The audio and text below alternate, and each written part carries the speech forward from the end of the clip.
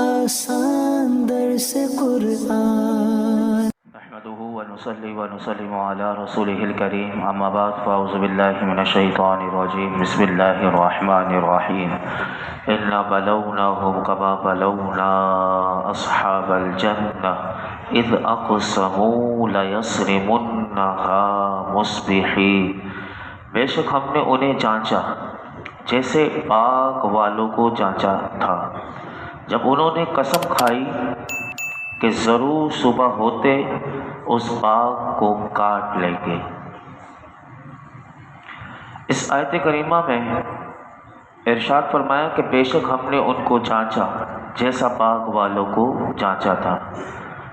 اس آیت کا معنی یہ ہے کہ اللہ تعالیٰ نے ارشاد فرمایا کہ ہم نے کفار مکہ کو مال اور دولت شکر ادا کرنے کے لیے دی تھی، نہ کہ تکبر اور سرکشی کرنے کے لیے۔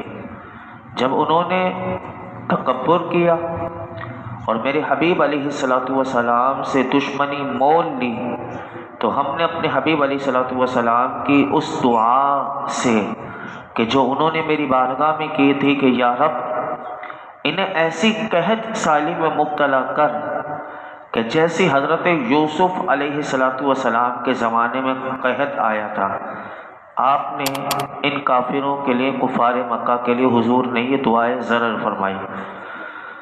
اللہ تعالیٰ نے اپنے محبوب علیہ الصلوۃ والسلام کی اس دعا کو قبول فرمایا، اور مفسرین فرماتے ہیں کفار مکہ کو بھوک اور قحط کے ذریعے انہیں آزمائش میں مبتلا کر دیا۔ اسی آزمائش کا ذکر اس آیت کریمہ میں آیا، فرمایا کہ جیسا کہ باغ والوں کو کیا تھا۔ چنانچہ کفار مکہ قحط کی مصیبت میں اس قدر مبتلا ہو گئے کہ کھانے کے لیے کچھ نہیں ملتا تھا، تو وہ بھوک کی شدت میں مردار اور ہڈیاں تک کھا گئے۔ یعنی یہ بھوک میں انسان پھر اس قدر انسان اگر پیٹ میں ڈالنے کے لیے چاہے مردار ہو اور ہڈیاں بھی ہو تو وہ کھا گئے۔ یہ قحط ان پر آیا، وجہ کیا تھی کہ انہوں نے اللہ کے رسول سے دشمنی مول لی تھی، یہ ان کے اوپر اللہ کی طرف سے عذاب آیا۔ تو ہمارے لیے بھی اس میں آنکھیں کھولنے والا بہت بڑا پیغام ہے۔ آئیے وہ باغ والوں کا واقعہ کیا تھا جس کا اللہ تعالیٰ نے ذکر کیا کہ جیسے باغ والوں کو جانچا تھا۔ یہ کون سا باغ تھا؟ تو مفسرین فرماتے ہیں اس آیت میں جس باغ کی مثال دے کر اس واقعے کو بیان کیا گیا اس کا نام دردان تھا۔ یہ باغ یمن کے شہر صنعاء سے 2 فرسنگ یعنی 6 میل کے فاصلے پر روڈ پر سر راہ واقع تھا۔ اس باغ کا جو ایک مالک تھا وہ بڑا نیک تھا، اور کتنا نیک تھا دیکھیے، اللہ تعالیٰ کو صالحین بندے کتنے پسند ہیں کہ ان کا ذکر قرآن میں آتا ہے کہ وہ باغ کا جو مالک تھا وہ اتنا نیک تھا کہ وہ باغ کے پھل جو تھا وہ کثرت سے غریبوں کو دیتا تھا۔ یعنی اس کے پھل جتنے بھی باغ میں لگتے تھے وہ غریبوں کو بڑا دیتا تھا۔ اور کیسا دیتا تھا؟ مفسرین فرماتے ہیں کہ اس کی عادت یہ تھی کہ جب وہ باغ میں جاتا تھا تو سارے غریبوں کو بلا لیتا تھا، فقراء کو، اور اپنے ساتھ باغ میں لے جاتا، اور جتنے درختوں سے گرے ہوئے پھل ہوتے تھے وہ سارے کے سارے فقراء کو دے دیتا تھا، اور وہ سارے فقراء لے لیتے تھے۔ پھر کیا کرتا تھا یہ اللہ کا نیک بندہ؟ پھر باغ میں یہ بستر اس کا بچھا دیے جاتے، جب پھل توڑے جاتے تو جتنے پھل بستروں پر گرتے وہ بھی فقراء کو دے دیے جاتے۔ اور اسی طرح اب جو خالص اس کا اپنا مال ہوتا تھا پھر اس میں سے بھی اس نے 10واں حصہ فقیروں کے لیے مختص کیا ہوا تھا، پھر وہ اس میں سے 10واں حصہ بھی نکالتا تھا۔ اور اسی طرح کھیتی کاٹتے وقت بھی فقراء کے اس نے بہت سے زیادہ حقوق اپنے اوپر مقرر کیے ہوئے تھے کہ یہ میں نے غریبوں کو دینا ہے۔ اب کیا ہوا کہ اس کے انتقال کے بعد اس کے 3 بیٹے تھے، اس کے انتقال کے بعد اس کے 3 بیٹے اس کے وارث ہوئے۔ اب باپ تو انتقال کر گیا لیکن بچوں نے باہم یہ مشورہ کیا کہ مال کم ہے۔ اب انہوں نے مال کو، باغ کو دیکھا کہ یہ مال تو کم ہے ہمارے پاس اور ہمارا کنبہ جو ہے وہ بہت زیادہ ہے، اور اگر ہم نے اپنے والد کی طرح خیرات کو جاری رکھی تو ہم تو تقدس ہو جائیں گے۔ اس پر انہوں نے آپس میں مل کر قسمیں کھائیں، تینوں بیٹوں نے مل کر قسمیں کھائیں کہ ہم صبح سویرے ہوتے ہی، لوگوں کے اٹھنے سے پہلے ہی، یعنی ان غریبوں کے، ان فقراء، ان مساکین کے اٹھنے سے پہلے ہی ہم باغ میں پہنچ جائیں گے اور جا کر وہاں سے پھل توڑ لیں گے، مسکینوں کو خبر بھی نہیں ہوگی۔ اب جو 15 آیات میں صرف ترجمہ پڑھوں گا، آپ کو اسی میں وہ مضمون سمجھ میں آ جائے گا۔ اب آپ سنیے کہ اللہ تعالیٰ نے کیا ان کے بارے میں پورا 15 آیات نازل کی کہ اب ان کے باغ کے ساتھ کیا ہوا۔ فرمایا وَلَا يَسْتَثْنُونَ، فرمایا کہ انہوں نے جب صبح کی تو وہ انشاءاللہ وہ نہ، انشاءاللہ بھی انہوں نے نہ کہا، وَلَا يَسْتَثْنُونَ، اور انہوں نے صبح کے وقت انشاءاللہ بھی نہ کہا کہ ہم جب جائیں گے اپنے باغ میں، تو انہوں نے صبح کے لیے انشاءاللہ بھی ان کی زبان سے نہ نکلا۔ پھر فرماتا اللہ تعالیٰ فَطَافَ عَلَيْهَا طَائِفٌ مِّن رَّبِّكَ وَهُمْ نَائِمُونَ، بس چکر لگا لیا اس باغ پر ایک چکر لگانے والے آپ کے رب کی طرف سے، درہاں حالیہ کہ وہ سوئے ہوئے تھے۔ اب وہ کیا تھا، وہ تفسیر میں آپ کے سامنے عرض کرتا ہوں کہ اس باغ پر تیرے رب کی طرف سے ایک پھیری کرنے والا پھیری کر گیا جبکہ وہ سو رہے تھے۔ پھر اللہ فرماتا ہے فَأَصْبَحَتْ كَالصَّرِيمِ، چنانچہ لہلہاتا باغ کٹے ہوئے کھیت کی مانند ہو گیا۔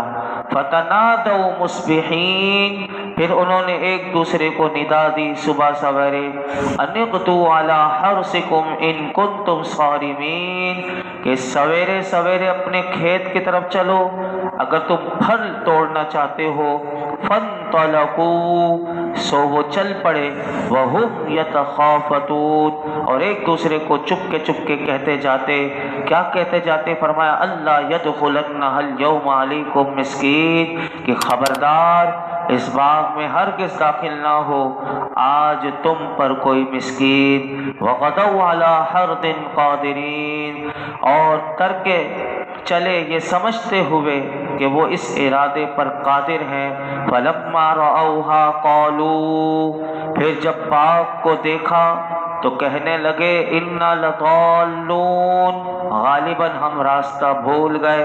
بَلْ نَحْنُ مَحْرُومُونَ، نہیں نہیں ہماری تو قسمت پھوٹ گئی۔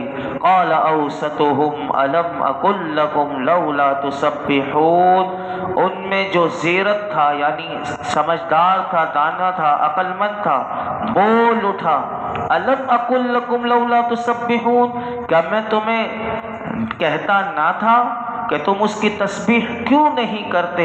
قالوا، تو کہنے لگے سبحان ربنا انا كنا ظالمین، ہمارا رب پاک ہے بے شک ہم ہی ظالم تھے۔ فاقبل بعضهم على بعض يتلاومون، پھر ایک دوسرے کی طرف منہ کر کے ایک دوسرے کو ملامت کرنے لگے۔ قالوا، کہنے لگے یا ویلنا انا كنا طاغین، تف ہے، افسوس ہے ہم پر، ہم ہی سرکش تھے۔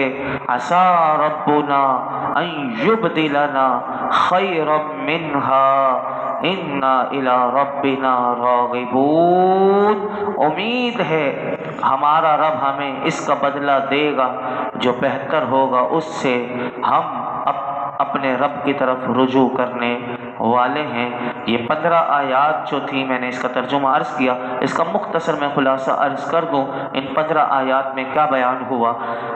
ان 15 آیات کا خلاصہ یہ ہے کہ اللہ تعالیٰ نے ارشاد فرمایا کہ ان بچوں نے جو اس باغ، جو نیک مرد تھا اس کے جو بچے تھے، انہوں نے قسم کھائی تھی کہ غریبوں کو نہیں دیں گے، کیونکہ غریبوں کو دیں گے تو ہم تنگ دست ہو جائیں گے، اور انہیں اس بات کا یقین نہیں تھا کہ اللہ کی راہ میں جب دیا جاتا ہے تو اللہ کی راہ میں خرچ کرنے سے نقصان نہیں ہوتا بلکہ ہمیشہ فائدہ ہوتا ہے، بلکہ خرچ نہ کرنے سے انسان اپنی تباہی کا ہی سامان کرتا ہے۔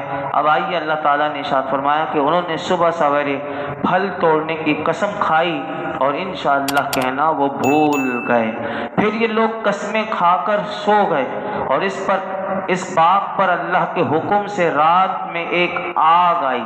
یعنی پھیری کرنے والا جو آیا، اس سے مراد یہ ہے کہ اللہ کی طرف سے اس باغ پر آگ آئی کہ جو اسے تباہ کر گئی، اور صبح کے وقت وہ باغ جو تھا وہ جل کر سیاہ راحت کی طرح ہو گیا، اور ان لوگوں کو کچھ خبر بھی نہ ہوئی۔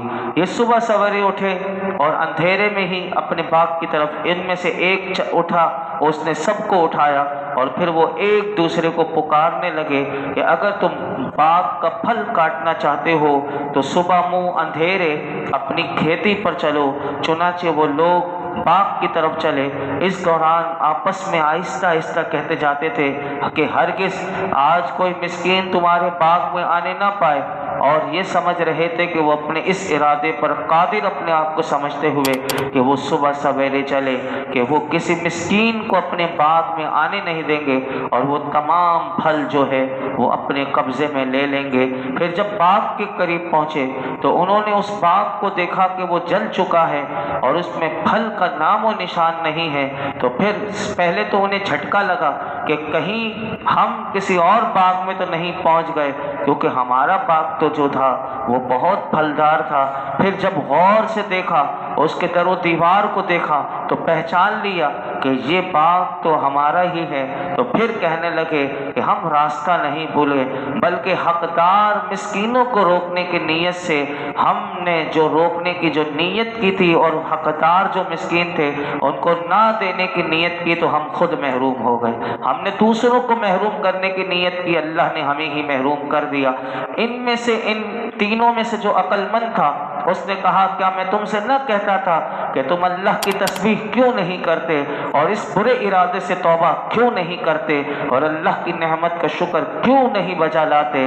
تو جب اس نے ان کی آنکھیں کھولی، اس میں سے جو عقل مند تھا، تو اس پر ان سب نے کہا کہ ہمارا رب پاک ہے، سبحان ہے، بے شک ہم ظالم ہیں۔ اب دیکھیں کہ یہاں ان کے دل میں افسوس پیدا ہوا۔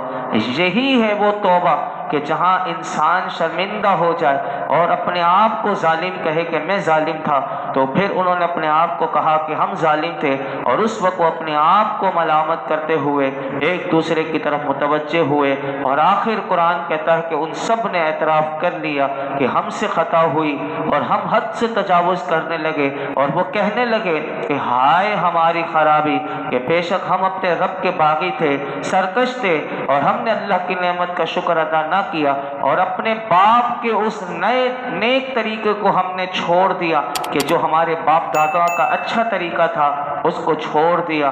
اس پر انہوں نے توبہ کی اور پھر اللہ کی بارگاہ میں امید بھی لگائی، اسے کہتے ہیں ایمان۔ اب یہ دیکھیے، توبہ بھی کی، خوف بھی دل میں پیدا ہوا، اور امید بھی رب سے ہے کہ اگر نقصان ہو گیا تو کیا ہو گیا، امید کی کہ ہمارا رب ہمیں اس سے بہتر بدل دے دے گا، اور ہم اپنے رب کی طرف ہی رغبت کرنے والے ہیں، اور ہم اس کے عفو و کرم کی امید رکھتے ہیں۔ ان لوگوں نے، مفسرین کہتے ہیں کہ سچے دل سے توبہ کی اور اخلاص کے ساتھ توبہ کی اور اللہ کی طرف رجوع کیا، تو اللہ نے اس توبہ اور اس رجوع کی برکت سے انہیں اس کے بدلے میں اس سے بہتر باغ عطا فرمایا کہ جس کا نام باغ حیوان تھا، اور اس میں کثیر پیداوار ہوئی۔ یہ سارا مضمون بیان کرنے کے بعد پھر اللہ نے جو بیان کیا وہ سنیے۔ اب اگلی آیت فرمایا کذالک العذاب والعذاب الآخرۃ اکبر لو کانوا یعلمون، سزا ایسی ہی ہوتی ہے، کذالک العذاب، سزا ایسی ہی ہوتی ہے، والعذاب الآخرۃ اکبر، اور بے شک آخرت کی سزا سب سے بڑی ہے۔ لو کانوا یعلمون، کیا ہی اچھا ہوتا اگر لوگ جانتے۔ اس آیت میں اللہ تعالیٰ نے کفار مکہ اور ہم سب کے لیے بھی پیغام ہے، اپنے عذاب سے ڈراتے ہوئے فرمایا اے کفار مکہ، جس طرح ہم نے باغ والوں کے ساتھ کیا، اسی طرح جو بھی ہماری حدوں سے تجاوز کرے گا اور ہمارے حکم کی مخالفت کرے گا، اس کے لیے بھی ہماری سزا ایسی ہی ہوتی ہے۔ لہٰذا ہوش میں آؤ اور اپنا انجام خود سوچ لو کہ یہ دنیا کی سزا ہے، اور بے شک آخرت کی سزا جو ہے وہ سب سے بڑی ہے۔ کیا ہی اچھا ہوتا کہ اگر لوگ آخرت کے عذاب کو جانتے اور اس سے بچنے کے لیے اللہ اور اس کے رسول کی فرما برداری کرتے، یہ آیت کریمہ جھنجھوڑ کر رکھ دیتی ہے کہ انسان غور کر لے کہ آخرت کے عذاب کے بارے میں بار بار سوچا کرے اور اللہ کے رسول کی فرما برداری کرے اور اس عذاب سے بچنے کے لیے دنیا میں ہوش میں آ جائے اور اپنے انجام کی ہر وقت فکر میں لگا رہے۔ یہ تھا سورہ قلم کا پہلا رکوع مکمل ہوا۔ کل انشاءاللہ دوسرے رکوع کا آغاز ہوگا اور نئے مضمون کا آغاز ہوگا۔ اللہ تعالی ہم سب کو جو باتیں سنی اسے یاد رکھنے، سمجھنے، عمل کرنے کی اور غور و فکر کرنے کی توفیق عطا فرمائے۔ الحمدللہ رب العالمین والصلاۃ والسلام علی سید الانبیاء والمرسلین وعلی آلہ واصحابہ اجمعین۔ یا اللہ پاک جو کچھ سنایا اس میں کوئی غلطی کوتاہی معاف فرما۔ رب کریم اپنی بارگاہ میں شرف قبولیت عطا فرما، قرآن حکیم کا نور اور اس کا فیضان نصیب فرما، ہمیں ہر قسم کے گناہوں سے بچنے کی توفیق عطا فرما، تیرے و تیرے رسول کی نافرمانی سے محفوظ فرما۔ یا اللہ تو ہم سے ہمیشہ کے لیے راضی ہو جا، ہماری زندگی بھر کے گناہوں کو معاف فرما۔ یا اللہ جان بوجھ کر انجان میں، تنہائی میں، خلوت میں جتنے ہم نے گناہ کیے اللہ معاف فرما دے۔ ہمارے ماں باپ کی ساری امت مسلمہ کی بے حساب مغفرت فرما، دنیا اور آخرت کی ساری بھلائیاں، کامیابیاں، عزت، نعمت، راحت، سکون عطا فرما، زوال نعمت سے بچا، احساس نعمت عطا فرما، ہر نعمت پر شکر کرنے والی زبان و دل دے دے اللہ، ہمیں ہر لمحہ شکر کرنے والی زبان اور دل عطا فرما، ناشکری، شکوے، شکایت یا اللہ اس سے ہمیں محفوظ فرما۔ یا اللہ ہمیں صبر، اخلاص، یقین کی دولت عطا فرما۔ آج تک ہم نے جتنی دعائیں کی ہیں پروردگار عالم آئندہ کرتے رہیں گے، ہماری تمام دعاؤں کو اپنے پیارے محبوب علیہ الصلوۃ والسلام کی عظمتوں، رفتوں، بلندیوں کے صدقے میں اللہ ہماری تمام دعاؤں کو قبول فرما۔ وصلی اللہ تعالی علی خیر خلقہ محمد وعلی آلہ وصحبہ اجمعین۔